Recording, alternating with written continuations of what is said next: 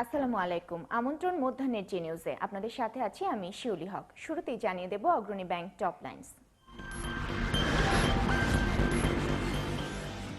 নাশকতার 2 মামলায় ঢাকা দক্ষিণের মেয়র প্রার্থী মির্জা আব্বাসের আগাম জামিন আবেদনের আদেশ আজ।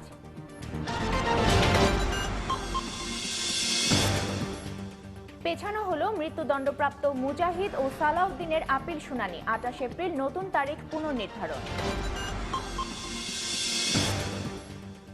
এবং গাজীপুরে ঢাকা টাঙ্গাইল মহাসড়কে বাস ট্রাকের মুখোমুখি সংঘর্ষে নারীসহ 3 জনের প্রাণহানি, আহত 4।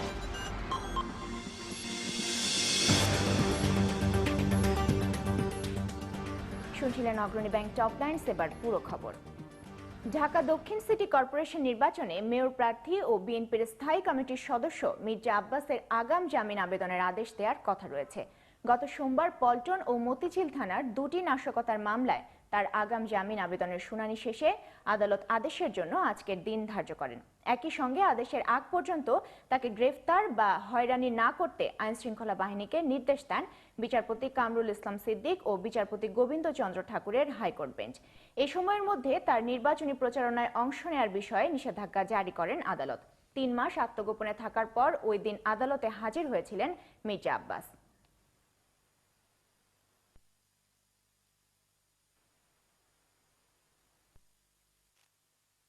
একাত্তরে মানবতা বিরোধী অপরাধের মামলায় ট্রাইব্যুনালে মৃত্যুদণ্ডপ্রাপ্ত জামায়াতের সেক্রেটারি জেনারেল নেতা আলী আহসান মোহাম্মদ মুজাহিদ ও বিএনপির স্থায়ী কমিটির সদস্য সালাউদ্দিন কাদের চৌধুরীর আপিল শুনানির দিন পেছানো হয়েছে।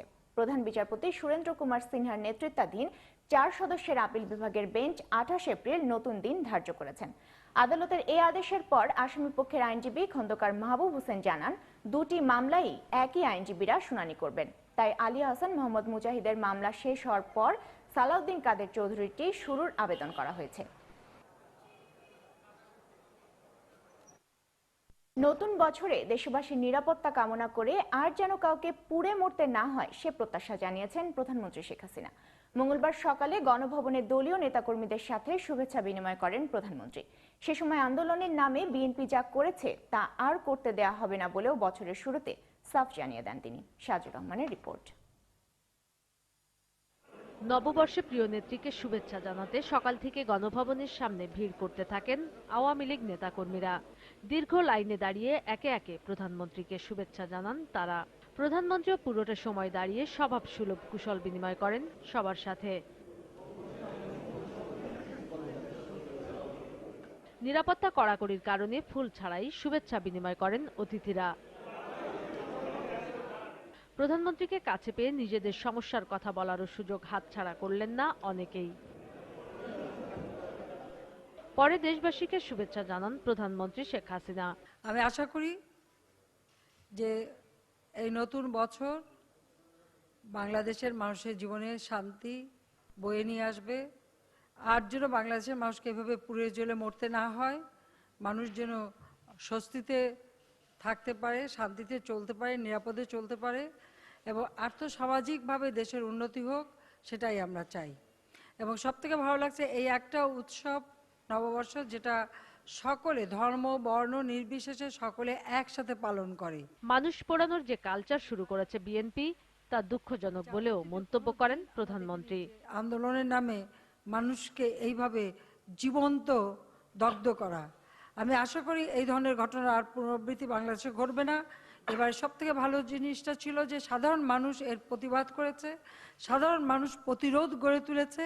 তাছাড়া আমাদের আইন শৃঙ্খলা রক্ষাকারী সংস্থা সহ প্রত্যেকে এক হয়ে কাজ করেছে, স্থানীয় জনগণ কাজ করেছে, যার ফলে আমরা এই অবস্থা থেকে উত্তরণ ঘটাতে সক্ষম হয়েছি।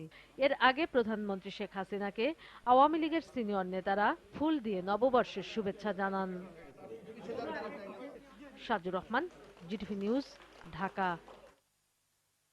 সিটি নির্বাচনে নীরব ভোট বিপ্লবের মধ্য দিয়ে সরকারের নির্যাতন ও অপশাসনের সমুচিত জবাব দিতে ভোটারদের প্রতি আহ্বান জানিয়েছেন বিএনপি চেয়ারপারসন বেগম খালেদা জিয়া। গতকাল বিকেলে নয়াপল্টনের দলীয় কার্যালয়ের সামনে নববর্ষের অনুষ্ঠানে যোগ দিয়ে এই আহ্বান জানান তিনি। এ সময় ঢাকা সিটি নির্বাচনে মির্জা আব্বাস ও তাবিথ আউয়ালকে ভোট দেওয়ার আহ্বান জানান তিনি। প্রায় 6 মাস পরে দলীয় কোনো কর্মসূচিতে অংশ নিলেন বিএনপি চেয়ারপারসন। বিস্তারিত জানাচ্ছেন গাউসুল আজম বিপু।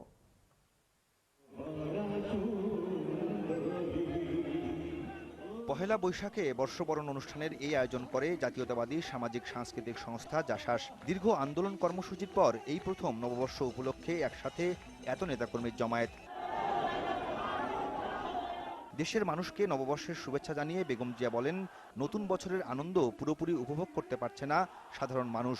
সরকার নির্যাতনের মধ্য দিয়ে জনগণের সব অধিকার হরণ করেছে বলেও অভিযোগ করেন তিনি। আজকে আমরা এমন এক দেশে বাস করছি যেই দেশের মানুষের কোনো অধিকার নাই, কথা বলার অধিকার নাই, পদে পদে শুধু প্রতি পদে পদে নির্যাতন, অত্যাচার, গুম, খুন আজকে নিত্যদিনের ঘটনা হয়ে গেছে। বর্ষবরণের অনুষ্ঠান হলেও চলমান সিটি নির্বাচনের বিষয়টি বক্তব্যে তুলে আনেন বেগম জিয়া। বিএনপি সমর্থিত প্রার্থীদের ভোট দেওয়ার আহ্বান জানিয়ে তিনি বলেন, বিএনপির আন্দোলন নিরপেক্ষ জাতীয় নির্বাচনের জন্য, এর সাথে স্থানীয় সরকার নির্বাচনের কোনো তুলনা নেই। আমাদের আন্দোলনটা হচ্ছে জাতীয় নির্বাচন নিরপেক্ষ সরকারের অধীনে। যতগুলো লোকাল গভর্নমেন্টের ইলেকশন হয়েছে সবগুলোতে বিএনপি অংশগ্রহণ করেছে। জনগণ এই পদে পদে বাধা সৃষ্টির নীরব বিপ্লব আপনারা ঘটাবেন এবং মগ মার্কায় ভোট দিয়ে নীরব বিপ্লব ঘটিয়ে এই চ্যালেঞ্জ সরকারকে আপনারা দেখিয়ে দিবেন যে জনগণ।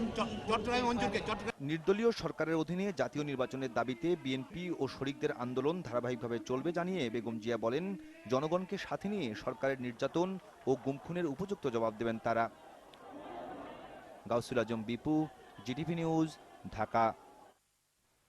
গাজীপুরে সড়ক দুর্ঘটনায় ৩ জন নিহত হয়েছে, আহত হয়েছে আরও 4 জন। সকালে ঢাকা টাঙ্গাইল মহাসড়কের কড্ডা এলাকায় এ দুর্ঘটনা ঘটে। পুলিশ জানায়, কালিয়াকৈরের চন্দ্রা মোড় থেকে ঢাকার সদরঘাটের উদ্দেশ্যে ছেড়ে আসা আজমেরি পরিবহনের একটি বাস ও বিপরীতমুখী একটি ট্রাকের সংঘর্ষে ঘটনাস্থলে এক নারী সহ ৩ জন নিহত হন। নিহতদের পরিচয় জানা যায়নি। আহতদের বিভিন্ন হাসপাতালে চিকিৎসা দেওয়া হচ্ছে।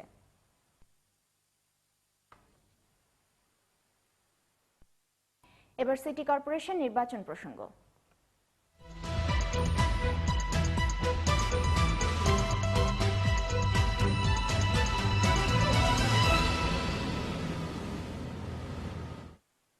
পরিচ্ছন্ন ও সবুজ নগরী গড়া সহ 13 দফা অঙ্গীকার তুলে ধরে নির্বাচনী ইশতেহার প্রকাশ করেছেন ঢাকা দক্ষিণ সিটি কর্পোরেশন নির্বাচনের মেয়র প্রার্থী জাসদ নেতা মুক্তিযোদ্ধা শহীদুল ইসলাম। সকালে জাতীয় প্রেস ক্লাবে সংবাদ সম্মেলন করে এই ইশতেহার প্রকাশ করেন তিনি। নির্বাচিত হলে জনগণের নিরাপত্তা নিশ্চিত করতে প্রতিটি ভবন সিসিটিভির আওতায় আনার ঘোষণা দেন।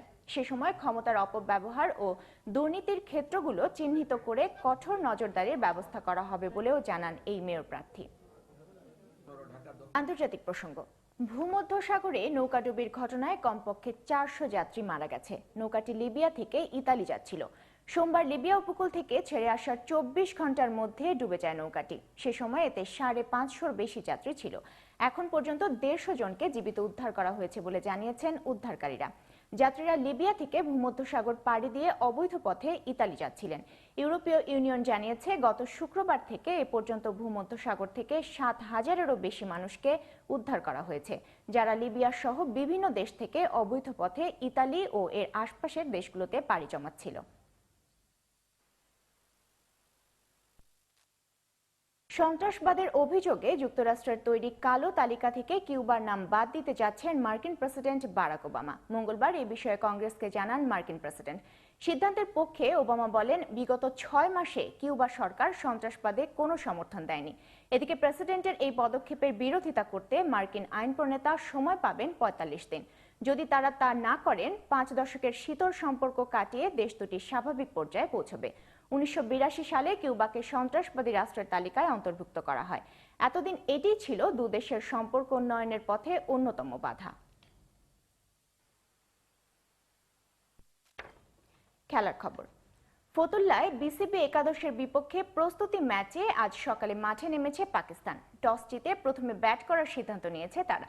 সেখানে আছেন আমাদের সহকর্মী তাইব অনন্ত। ম্যাচের সব শেষ খবর জানতে আমরা টেলিফোনে কথা বলছি তার সাথে। তাইব, হ্যাঁ শিউলি, আমি শুনতে পাচ্ছি। তাইব, ম্যাচের সর্বশেষ অবস্থা সম্পর্কে আমাদের জানান। শিউলি এখন 37তম ওভারের খেলা চলছে, পাকিস্তান ব্যাটিং করছে। টস জিতে আজকে পাকিস্তানের ক্যাপ্টেন আজহার আলী তিনি ব্যাটিং নিয়েছিলেন এবং এই মুহূর্তে পাকিস্তানের সংগ্রহ 172 রান, তাদের 5টি উইকেট পড়েছে। আজহার আলী